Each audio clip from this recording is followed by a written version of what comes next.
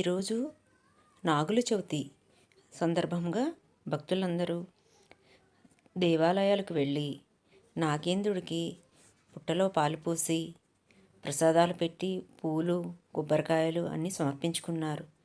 సుబ్రహ్మణ్యేశ్వర స్వామికి కూడా చాలా బాగా పూజలు అందరూ చేశారు.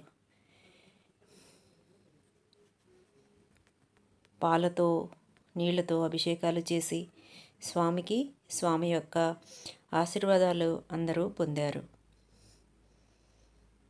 ఈరోజు దేవాలయాలన్నీ ఎంతో భక్తులతో కళకళలాడి ఎంతో సంతోషంగా ఎంతో అందంగా ఉన్నాయి.